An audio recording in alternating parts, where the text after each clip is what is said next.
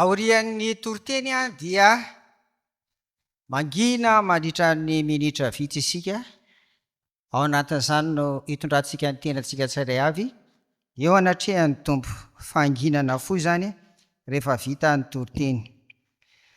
Miavaka ny andron'io ry havana satria sady Paska no fotoam-pankalazana ny tompo noho ny 550 taona ny siny ny fiangonana, dia ny fiangonana kristianina malagasy eto Abidjan izany.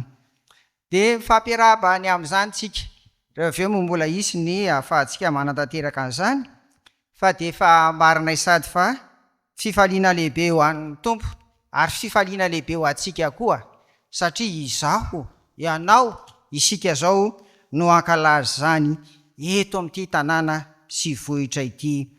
Ny komity ary dia nisafidy ny loha hevitra Galatianina 2:2-20 mino aho fa efa haitsika rehetra zany ndao rahantsika manonona amin'ny anaran'i Jesoa fa Kristy no velona ato anatiko. Nde aventsika mafy be fa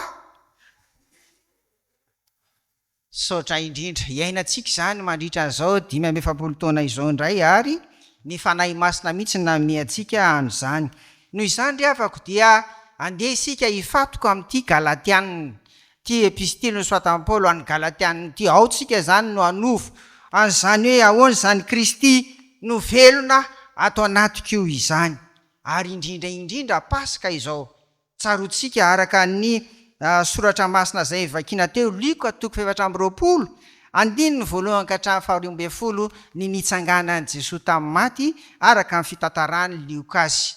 Noho izany dia miara-mientana sika ary indrindra miara-mitsangana koa zany amin'izany Jesoa nitsangana tamin'ny maty zany. Ho fitarihan-teny ary dia zao aloha ny epistily nosoratan'i Paoly ho an'ny Galatianina ry havako dia miresaka zany tena miaro mihitsy ny apôstôly Paoly ato amin'ity Galatianina ity hoe zao tsy hamarinina amin'ny asa ary indrindra amin'ny asan'ny lalàna ny olona. Le lalàna io zany dia tsy inona akory fa ny Torah. Satria nahoana? Nizara roa ny kristianina tao tsy atao hoe nizara roa fa nisy akolafony roa ny kristianina tao Galatia. Dia nisy ireo jiosy izay tonga kristianina, izy ireo dia manenjana fa akoatra ny batisa dia mila atao famorana koa ny lehilahy rehetra tahaka ny lalàna jiosy zany. Ary misy ireo zay araka an'izany hoe tsy jiosy dia nikilasiana hoe gentlis. Dia i Paoly zany ny teny fa ampy ny batisa tsy tovonana lalàna hafa fa hamarinina amin'ny finoana ny Jesosy Kristy ny kristianina rehetra, fa tsy hamarinina amin'ny fanatanterahana ny lalàna samihafa. Efa iainana zany lalàna zany rehefa tonga kristianina, efa tsy hangalatra, efa tsy hamon'olona, efa tsy hanao ny tahak'izao sy ny tahak'izao zany. Zay zany no foto-kevitra voizin'ny Paoly ato amin'ity Galatianina ity. Ary ndao rahantsika mamaky ny 2:5-10 sy ny 9 manamafy an'izany hoe tsy hamarinina amin'ny asan'ny lalàna, tsy fanarahana lalàna samihafa ny fivavahana kristianina fa fiainana ny finoana, fiainana ny finoana dia ny finoana ny Jesosy Kristy. Ndao araka makitsika ry havana amin'ny anaran'i Jesoa taranaky ny jiosy isika. Ohatrany tsy manao mafy nareo ka andao averina Galatianina 2:5-10 sy 9 ndao ary taranaky ny jiosy isika fa tsy mampanota avy amin'ny gentlis, nefa noho ny fantatsika fa tsy hamarinina amin'ny asan'ny lalàna ny olona fa amin'ny finoana any Jesosy Kristy.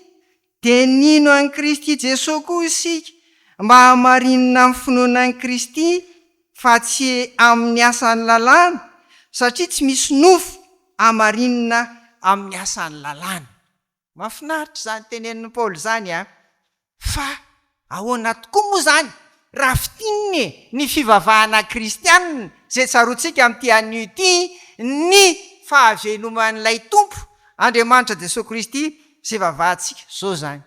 Ny fivavahana kristianina dia fiainana amin'ny finoana ny Jesosy Kristy fa tsy fombafomba verina. Ny fivavahana kristianina dia fiainana ny finoana any Jesosy Kristy fa tsy fombafomba mpivavahana.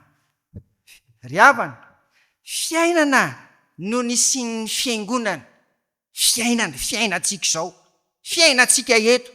Ary zany natonga an'ireo izay atao hoe ray aman-dreny finoana nanangana nyity fiangonana ity mba ahazahoantsika miaina ny fivavahana kristianina, na andeha hitady vola, ila ravinahitra, hiasa no andanantsika aty, iaina amin'izany fivavahana zany koa, miaraka amin'ireo asantsika tsirairay avy ry havana. Fiainana ny fanompona, anisan'izany ny fandanantsika ty am-piangonana ry havana, fiainana zany.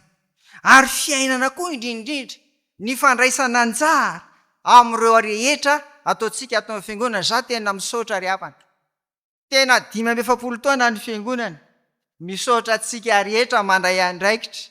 Zao lasa mahita vantantsika ny amin'ny fampompivavahana, eo ny mitendry zava-maneno samy hafa, eo ny fampona amin'ny sampana 5 atao amin'ny fiangonana. Fiainana zany, fiainana ny fivavahana zany.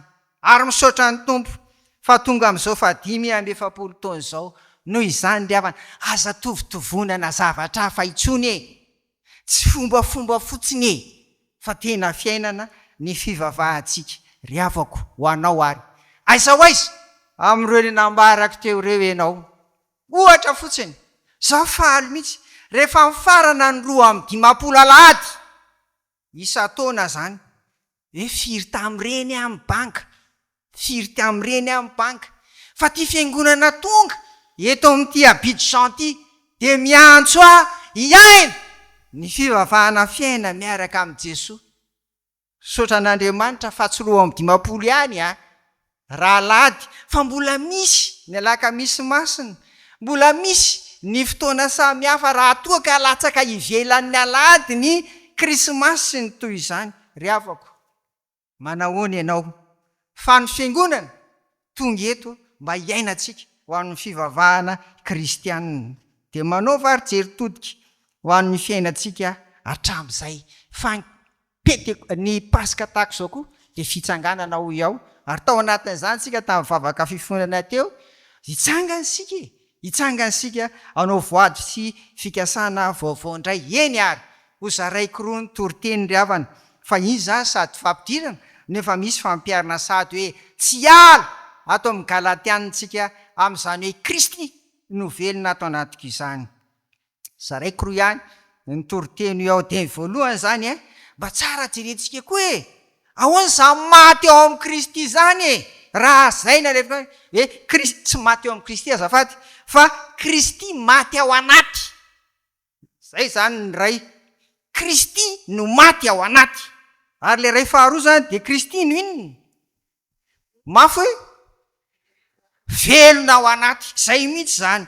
Ndao ary eto zany dia misy kilalao teny, maty na velona. Azo atao hoe maty sy velona, mety misy koa ve zany, tsy maninona daholo. Fa dia raisitsika voalohany aloha hoe Kristy no maty ao anaty. Ny teny amin'ny efampino iaho, jiosy kristianina na jentilisa tsy jiosy tonga kristianina ny apôstôly Paoly. Ary dia tahaka izany koa tsika ao anatin'izao 5 taona izao, miresaka ny amin'ny efa nahalala ny amin'ny Jesosy Kristy sy ny amin'izany fivavahana kristianina izany. Fa ho zaraiko roa ilay hoe mamono an'i Kristy raha izany, mahafaty an'i Kristy raha izany. Inona ny mahafaty an'i Kristy? Paoly eto amin'ny 9:20 dia milaza amintsika fa tsy mety raha zay fanarodana ozy no maninona? 9:20 raha zay fanarodako ninona? No atsangako indray dia mampiseho ny tenako fa diso sady. Zao zany le izy. Rehefa tonga mivavaka sika de misy fahandrina sy fikasana vaovao dolo tao anatintsika tsirairay avy tao ary zany fa raha tsy zany de mamperitreritra l izy. Misy rehefa tonga mivavaka izy de mety nanomela amin'ny fampotsampiny. Misy rehefa tonga mivavaka izy de manokana ny aladiny hoe tena timba ataoko an'ny tompo. Misy de mamela an'ireo fahazarany ratsy sy zavatra samihafa mamatotra azy na mety fisotroana araka ny nambaran'ny 10 minitra mivokovoko manga teo mba mety nanao fikasana vaovao am'izay indray hoe hiala sigarana ny toy izany. Fa izao ny fivavahana kristianina zany de io izay te tsy fombafomba fa zao kosa eto mandroso. Zay zany lizy efa nialanareo zavatra taloha, efa nialanareo tsy mahasoa indrindra tsy mety amin'ny maha-kristianina noho izany tsy verenana tso fa mamono any Kristy zany. Tsisy kristianina ry avana ho ao ka tsy manana an'izany fikasana vaovao zany amin'ny fiainany. Tsy nomaly tsy mivany, tsy mbola ny tamy 5 taona ihany raha tam'izany ianao ny teto. Tsy zany kosa ary vao mainka zava-doza raha miaratsy. Vao mainka zava-doza zany. Fa manana fikasana vaovao tsika noho izany zay efa nalevona re, zay efa navela re, zay efa natsipy any ambany any raha zay mihitsy miendrik'ilay teny eto. De aoka tsy hatsangana intsony, aoka tsy haverina intsony. Ary misaotra an'Andriamanitra tsika fa nanana ny tantarany. Ity fiangonana ity natantara ratsy tsoriny fa nisy an'izany nandalo ratsy zany tsika, natantara tsara fa misaotra an'Andriamanitra tsika fa manorina indray ny 10 taona ho avy asa raha izay solasolotolo ngamba mety tsy ho tratra an'izany tsony tsy fantatra fa dia mbola mino aho fa mitsika zay Maria ary angatahana amin'ny tompo mbola hijanona eto atratra an'izany ry havana zay efa narodana tamin'ny lasa na ny fiainam-panahy, na ny fiainantsika tsairay avy, na ny fiaina tokantrano, na ny fiaina ny fiangonana aza atsangana tsony fa mamono any Kristy zany. Faharoa, ny mamono any Kristy koa na tsy mahavelona azy araka ny Galatianina de ny asan'ny nofo. Misy lisitra be ao amin'ny Galatianina 5 zay inoko fa efa hainao fa tsy maninona ndao mba iarahantsika mamaky ny 9 sy ny 17 azafady Galatianina 5:9 ka hatramin'ny 1:20. Reo zany le lisitry ny asan'ny nofo, reo le ota, reo koa mamono any Kristy ao anatintsika. Am'izao zanaky ny 10 taona zao raha to mbola velona ao anatinao ao. De misy kapiteny ny zavatra rehetra 10 zareo ohatran'ny mpanao rugby zany. De tiany kapiteny lasaritsika miaraka mamaky inona lizy? Fijangajangana lasa, fahalotona, fijejojejona, fampotsampy, fanaovana ody ratsy, fandrafina, fifandirana, adila, fiafinafonana, fifampiandaniana, fisarahana, fitokona, fialonana, fahamamono, filalovan-dratsy 10 areo ohatran'ny rugby akaizy. De raha nanisa azy teo, raha nanonona azy teo indray de ohatran'ny manao loto tsy efa tokony nanaovy ianareo oka fa zao ny tenenin'ny farany jereo ary ny toy izany koa zay lazaiko eo aminareo raha teo zany hoe tsy lisitra mikatona io zany ka misy anaovana eskiva hoe zao tsy voatonona atao ohatra tsy fahamarinana ohatra fanaovana kolikoly ohatra samy hafa rehetra zany. Zany asan'ny nofo izany ry havana, zany fahotany zany tena mamono an Kristy ao anatintsika zany. Tsy fahalitanisa fotsiny ny apôstôly Paoly na ny fiangonana ankehitriny, tsy fahalitanisa zany fotsiny fa sao de mbola miseho ao fiainanao zany. Saotra an'Andriamanitra mbola misy ny anio zay ahafahantsika mibebaka ry havana.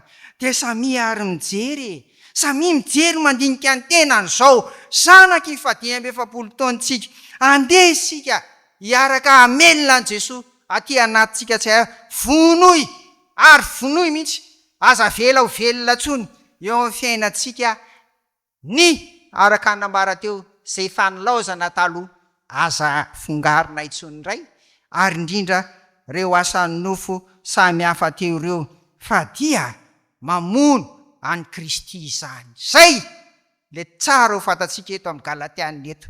Fa hiditsika amin'ilay Kristy no velona ato anatiko. Io de misy dingana roa io zany. Zay zany le izy. Voalohany aloha zany de io le hoe Kristy velona io de mitovy fiteny amin'le hoe mandray any Kristy zany. Ka ny mandray any Kristy lay misy an'lay atao hoe dingana roa. Voalohany, manolotra ny fo mba hanjakany Jesoa. Satria ao amin'ny fony misy ninona? Sitrapo. Zay zany izy. Ary sitrapontsika daholo. Nanaovantsika zavatra ary afaka. Ny azo sitrapoko tsy nampandriko le tetintsony satria efa io izy io. Sitrapoko zany. Tsisy nanery azy zany. Zay zany le izy. Ka tahaka izany koa zany ny mandray an' Jesosy Kristy de anolotra ny sitrapontsika. Ny sitrapontsika, indrindra ny sitrapo zay mifanohitra amin'ny sitrapon'Andriamanitra. Ka hampandefitra an'izany aloha fa ny sitrapon'i Jesoa no atao. Zay zany le hoe mamelona ny Kristy ary zay le izy hoe dingana voalohany mandray an'i Kristy. Io ry havana de misy fotoana ray io. Tsy maninona androany 5 aprily. Iarahantsika manavao ny fanolorantena indray. Iarahantsika mamelona any Kristy indray. Tsy maninona fa an'io zany. Io le mandray an'i Kristy io koa le ambara amin'ny fiteny hoe fiovapo. Io koa le antsoina hoe fahateraham-baovao. Ary io koa le ambara hoe fifoazam-panahy. Zany hoe tsy mitovy amin'ny olona taloha, le olona ranofo, le nambara tetso zany, fa olom-baovao. Manomboka eo de vonona ho iaho. Ampandefitra ny sitrapontsika fa anao ny sitrapon'Andriamanitra. Anao ny sitrapony Jesosy Kristy. Io fahateraham-baovao io ry havana. Raha tsy nandalo tamin'ny fiainantsika zany, zay misy daty mazava, tahaka ny daty naterahantsika ara-nofo koa. Raha tsisy an'io zany, zay ny fiaingana, tsy ho velona ao anatinao mihitsy Kristy aloha. Fa mety hoe velombelona eny any. Mety ny tenanao, ny tianao sy ny sitraponao aloha, zay ny tanterahanao. Ary de manangana fitsipika ianao. Araka ny ohatran'ny nataon'ny jiosy teo. Manangana fitsipika monimony indray, fa za raha vao tsy zao sy ny tahaka zao de za tsy ianao. Ry havana, zava-dehibe ary io ny voalohany. Mahavelona ny Kristy raiso izy aloha. Ho tompo sy mpamonjy, mpanjaka ny fonao ka ny sitrapony no tanterahana eo amin'ny fiainana. Dingana faharoa amin'ny fandraisana ny Kristy de mifamatotra ny Galatianina 2:20 sy ny Galatianina 2:20. Ianareo mamaky ny 2:20 de iaraka maky ny 4:20 isika. Ndao ary ho vakina mafy amin'ny anaran'i Jesosy.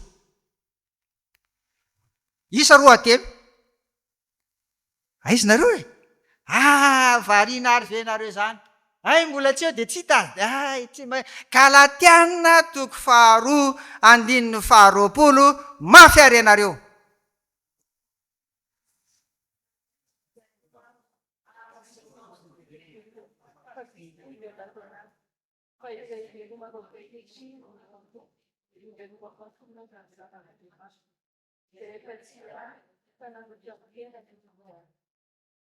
Inona nge zany no mahavelona ny Kristy araka an'io aloha?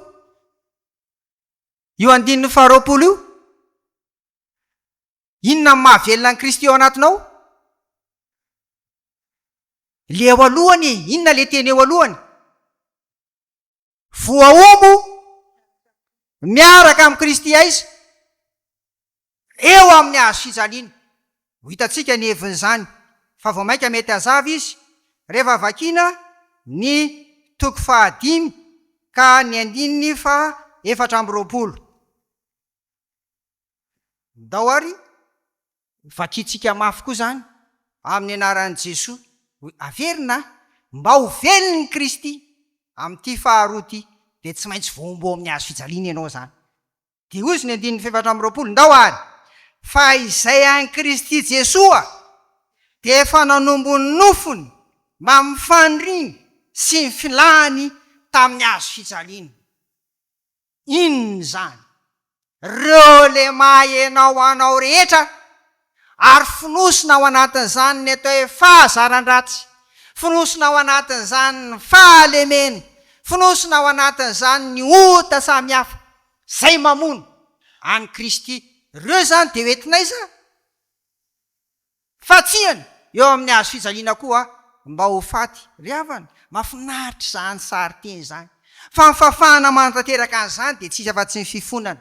Rehefa tsapanao fa tsy mety tsony amin'ny fiainanao ohatra ny zava-mamimamy zava-mahadomena de zay zany ifony zany de zay le izy zany.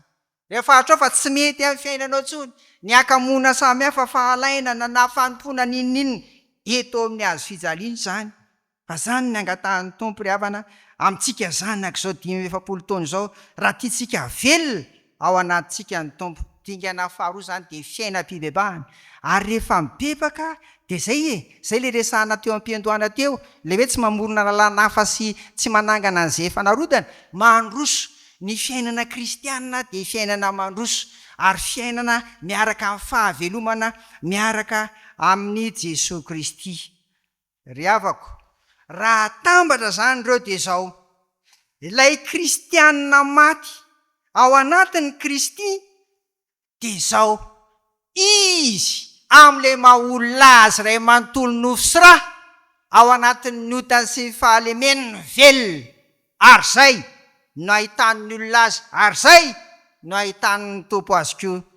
Fa lay olona zay Kristy kosa no velona ao anaty de ilay olombelona maha-olona azy miaraka amin'ny fahalemeny sy notany maty, fa Kristy kosa no amirapiratra eo amin'ny fiainany ry havana.